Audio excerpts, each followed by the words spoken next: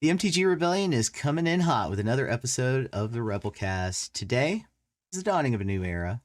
I have the pleasure of introducing to the show as official co-host, Athena the Bun. Welcome, Athena. Thanks, Max. It's a pleasure to be back, and I'm honored to be your new co-host. Woo! You have been a guest on the show in the past.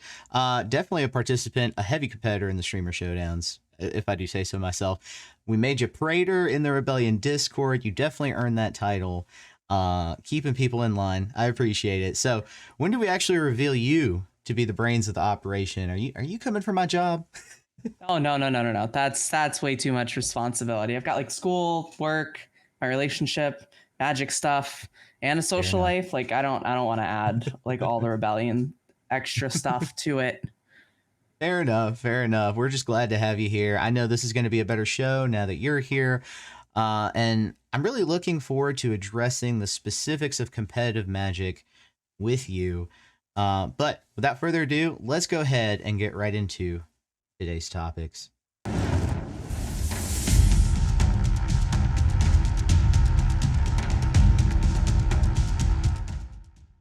So, Athena, what is the first topic for today? So, as we all know, the Magic community loves calling for bans. You can see ban discussion everywhere you go if you're a part of the community. So today, we're focusing on that. So why haven't there been any bans in Standard? What would happen if some of these popular ban requests were to actually happen? That's a really good question. And so in that regard, we've actually set up for the viewer several cards that get brought up time and time again when the topic of bannable cards gets brought up, especially in Standard here. So let's go ahead and start with the first of the five.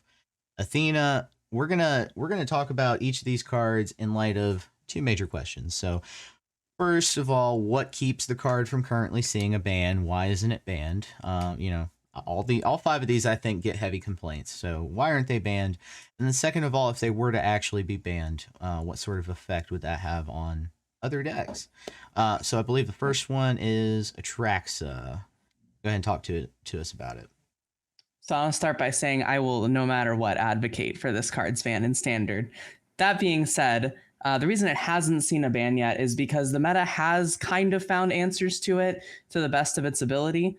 The entire meta is kind of warped around domain at the moment, where everything is either domain, an answer to domain, or like something that can kind of keep up with it while dealing with the answers to domain. But because of that, domain's actual win rate and play rate have gone down a whole bunch as a result of people reacting to it. So it's not quite the dominant force it was back in winter. As for what effect an Atraxa ban would have on the meta, I mean, honestly, I think you'd just see bigger mid-range decks. The big thing that Atraxa and domain in general is holding back are like big greedy mid-range piles. Stuff like, like the Boros control / mid-range deck is like a good example of like a deck that's very good against like creature decks and very good against lower mid-range decks, but is absolutely terrible versus domain because it just has no way of going over the top of it. So you'd probably see more decks like that pop up. Absolutely, I totally agree. I think one deck that really gets held back is Rakdos mid-range / Reanimator. I think you'd see that try to take that coveted spot that Domain has taken as the go big deck. But let's go ahead and shift to the next card. This is one I really like talking about because it doesn't get as much talk as some of these others. Nonetheless, similar to the Atraxa conversation, we have a deck that's known for dominating, in particular Esper, right? Rafine.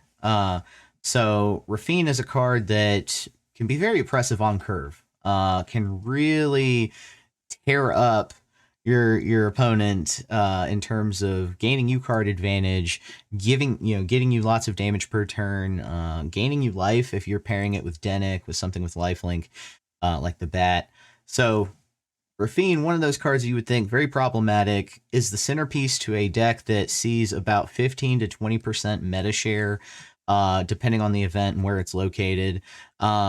So what keeps this card from being banned? Personally, I think the fact that it dies to really easy low curve removal, right? One of the most satisfying things to do is cut down a Rafine. And then And now you've also got another piece of removal in the 2-drop slot that I really like. It's not seeing quite as much play as I predicted, but Long Goodbye is probably the best thing. Like, it was made for Rafine. Probably the best thing for ward stuff. So a ban of Rafine would typically nullify. I would say it would nullify the Esper deck. And it would allow for the first two decks I think that would benefit would be Domain. First of all, because it does have a similar meta share to Esper. It's gone down a little bit recently, but it is kind of meta warping, as you said, and so it and Esper compete a lot for that go big top slot. But I think Golgari also is one that comes in and gets picked apart by Esper and Rafine in a few instances, at least with the way the Esper top 8 decks that we've been talking about and tracking lately in the state of the meta have been built. So Domain Golgari definitely come back. I think the Esper archetype itself just becomes Esper Control. It just picks up what Azorius Control and Dimir Control are trying to do and tries to do it better than both. So that's my take on that. Yeah, we'd probably see the rise of like Orzhov mid range more so, because that's been a deck since, I mean, really that's where Esper's origins are, is Orzhov mid range back in like the Innistrad sets and Neon Dynasty before Rafine became a card. So I see Rafine more as like the glue to the deck rather than like the big strength of it. Yeah, you make a good point. I think, especially in the early days of Esper Legends, it was really just Rafine, Dennick, and Make Disappear that made the deck blue. Everything else was Orzhov. But yeah, that is a really good point. What's the next card that we have on the list? Next card we have on the list is Sunfall. This hits close to home. I am a control player. What keeps the card from seeing a ban? The plethora of cheap ways to deal with it. Unfortunately, it has the result that this has the result that you have to play blue or black to properly deal with Sunfall. If you're playing an aggressive deck. But it's not seeing a ban because it's not really a card that's like dominating the meta or defining an archetype. And its banning would also have a huge effect on the meta. Slow decks are super reliant on Sunfall to survive. You know, the Azorius control deck, Bant control, Domain, all of these decks like die pretty quickly without Sunfall. I mean, blue-white control was like not even a deck to talk about before Sunfall existed in standard for a long time, because like Depopulate versus Rafine was the worst thing ever. Yeah. Oh man, and I'm trying to think, like, would Domain really suffer if it lost Sunfall? Maybe not as much as something like Orzhov or Mono White Midrange would. Is my take on that. What do you think? I don't think Mono White and Orzhov like need to rely on Sunfall. I think they go into Sunfall because it's there and it's so strong. But I mean, the old Mono White mid range decks didn't run any sweepers at all. If anything, they'd have like one in the sideboard or something. Yeah, true that. I think the biggest thing with it is just like without Sunfall, like I think Domain would suffer. And I think green as a color gets better because there's a lot of cards from green that say like when this dies or when a creature you have dies. So green would probably get better as a result. That makes me want to keep being an advocate for. I hate this card, honestly. I'm just going to come out and state my bias. I hate Sunfall. I love this card. I think it single-handedly destroyed the green archetype in a similar way that Farewell destroyed Selesnya enchantments. It just unviable. I can see that. Yeah. Speaking of which, let's go ahead and talk about our next card on the list, Wedding Announcement. Often this card has been labeled, and I think rightfully so, after the Fable the Mirror Breaker ban in Standard. This was the next, like, considered the next best 3-drop card in Standard at the time, and I agree. I agree it was. It could have taken its place. So I think one of the reasons it's not banned is because really when you look at each effect that it has in a singular sort of way, none of those effects by themselves, like adding a token or drawing a card, by themselves are overwhelming. But right, when you take them together and you have this card that turn after turn does a thing for you, that cumulative effect can really be something that gives puts up a frustrating situation to decks that have single target removal as their main thing. So decks like Golgari, for example, that rely on that, or mono black really, without deadly cover up, I think suffers a little bit there. So Wedding Announcement, you tend to want. We were just talking about that in the State of the Meta. In fact, why Wedding Announcement over Gix in the Esper deck? And I think you go to Gix when your opponent is, when it's safe to, and then you go to Wedding Announcement when there's a lot of single target removal floating around. But in any case, why is it not banned? I think it's not banned because it's not Fable the Mirror Breaker. It's just not. But what would a ban do? I think it would leave a vacuum for Gix to take over that spot in Esper. So the Esper deck doesn't suffer as much. Although I know a lot of people in our Rebellion Discord are actually big fans of Wedding Announcement in that instance. So shout out to y'all. Y'all hash that out in the Discord. But, Gix or Wedding Announcement. I think another card, though, that gets a rise in stock value is Takazu's Welcome. Mono White, Azorius, tokens. Those kinds of decks, I think you start to see that sort of take that place. And then control decks really do gain from a ban of Wedding Announcement, because Wedding Announcement is sort of like an anti-control card if you think about it. Especially if it's the kind of control like Orzhov where it's a lot of single target removal. I don't know. Those are just some ripple effects that I see from that card. What do you think? I think the big thing for Wedding Announcement ban is it kills any white-based mid-range, because that is kind of the card that makes you want to play white-based mid-range. Yeah. The next closest is like Emperor or Virtue of Loyalty, but those don't even come close to like the way that Wedding Announcement kind of powers any kind of deck on turn 3. Mono White's dead, Orzhov's dead, Boros is dead. Yeah, Esper doesn't want it anymore. Esper wants it right now and suffers without it, I think. Yeah, I agree. Yeah. And I was just thinking, like, how good it feels to go Wedding Announcement into Wandering Emperor, especially in like a tokens list. Oh yeah. But yeah. Wow. What's our final card for the day?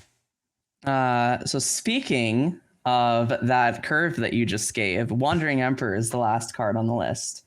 Oh boy. Yeah. So I never understood the hate for this card.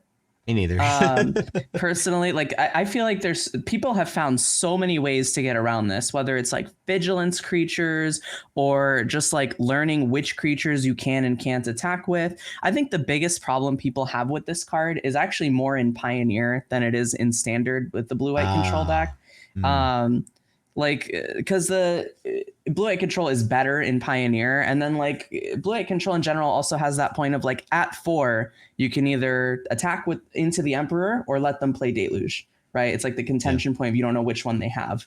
So that would be like the biggest reason people hate it. As for like why, that's also why it's not banned, is like it's not like so powerful in format warping. I mean, like not all the white-based mid-range decks are always running it. I mean, it's a 4-drop. It's kind of slow. It doesn't have like some like crazy ultimate. You can't just like throw it into any deck that wants white as like a control answer, because it's not really a control answering planeswalker. So yeah, and then in terms of like what effects it would have, I mean, again, it kills blue-white control if you don't have Emperor, honestly. That turn 4 Ripple Point is kind of like what the entire deck is based on at the moment.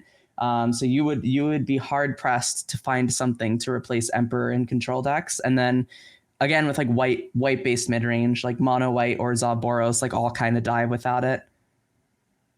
I think the arguments for banning Wandering Emperor, like especially in Pioneer, right? I kind of hate Settle the Wreckage a little more if I'm coming from that angle. yeah. Right? I can see that. If Standard had Settle the Wreckage, oh my god, that like we wouldn't have Boros Convoke at all. Oh goodness, I wish. But anyway, there are certainly more cards that we could add to this list. There are certainly more cards that, people discuss banning all the time. I think board wipes tend to be a popular one because there's so many in white. Meat Hook Massacre actually got a ban. I kind of wish they would unban that card. But anyway, What do you have any closing thoughts regarding any of these standard bans, or where they're going? Do you think Wizards is going to ban anything before rotation?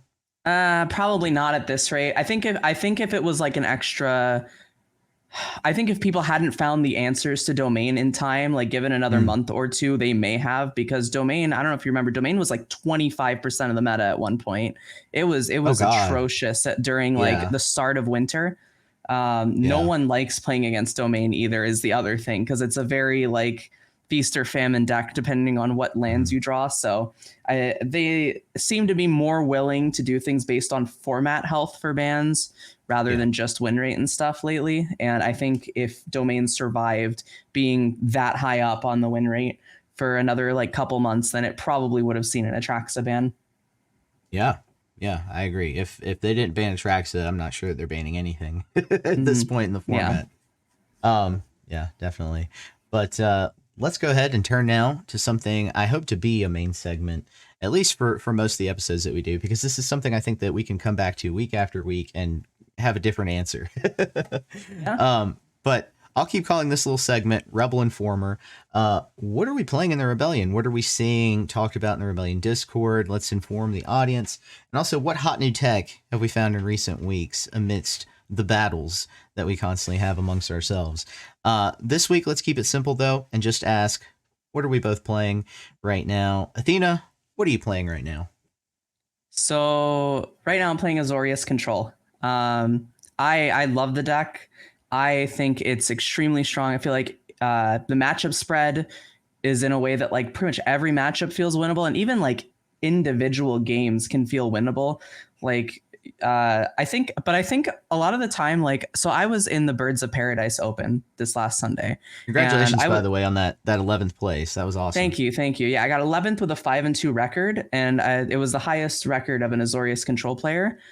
Um, so I tuned into some of the streams that were going on during my like 30 minutes between rounds that I had to wait for it. And I watched some of the people playing Azorius Control, and they are not aggressive enough with finishing out games. And what'll happen is, because they're not aggressive enough at finishing their games out, then they will just end up getting outgrinded by mid-range decks sometimes.